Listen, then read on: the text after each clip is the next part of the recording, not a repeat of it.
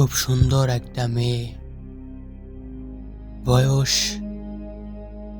7 থেকে 8 বছর হবে।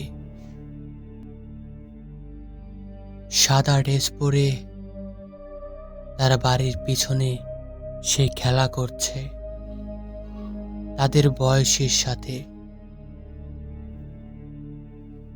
গাছের আড়াল থেকে কেউ একজন সেই মেয়েটাকে দেখতেছে।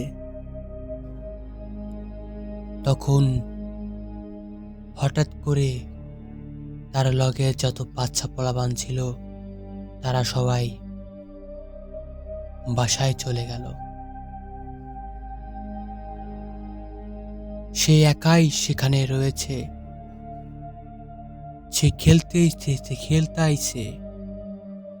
তখনই হঠাৎ করে সেই মেয়ের পিছন থেকে এসে সেই মেয়েটাকে কিডন্যাপ করে নিয়ে একটা রুমের ভিতরে সেই মেয়েটাকে আটকালো। মেয়েটা জোরে জোরে চিৎকার পারছে, কিন্তু সেই চিৎকার সেই জঙ্গলের বাড়ির চারো সাইড দিয়েই রয়েছে। এমন একটা জঙ্গলের ভিতরে সেই মেয়েটা আটকে পড়েছে। তার পাশে আজ কেউ নেই। সে ধুকে ধুকে কাঁদতেছে। হঠাৎ করে একটা ছেলে প্রবেশ করলো সেই ঘরে। ছেলে বলতেও ভুল বোঝা হয়। সে সেই মেয়ের দিকে তাকিয়ে একটা মিষ্টি হাসি দিল। তখন সেই ছোট বাচ্চাটা বলল, আমাকে কেন আপনি আটকে রেখেছেন এখানে? সেই ছোট বাচ্চাটা কিছু বুঝতে পারে না, শুধু বলতেছে আমাকে কেন আটকাইছেন। তখন সেই বড় যে ঘরে প্রবেশ করেছে সে বলে, আজকে আমরা একটা খেলা খেলবো। সে মেয়েটা অনেক খুশি হয়ে গেছে।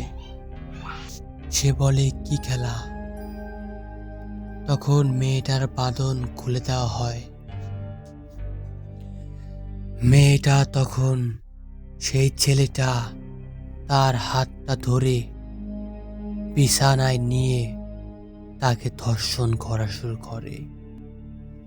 সেই মেয়েটার চিৎকার, চারপাশে শুধু আত্মচিৎকার আর আত্মচিৎকার। সেই ভয়ঙ্কর চিৎকার যে শুনতে পারে তার মৃত্যু পর্যন্ত হওয়ার সম্ভাবনা আছে।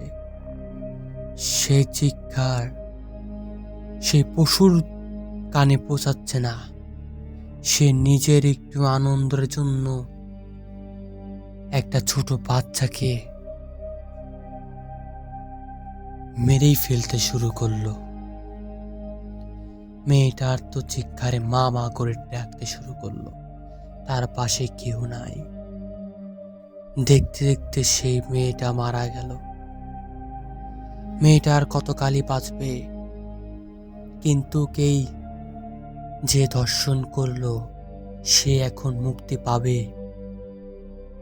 কি না শাস্তি পাবে, এই পর্ব জানবো আমরা আর এক পর্বে।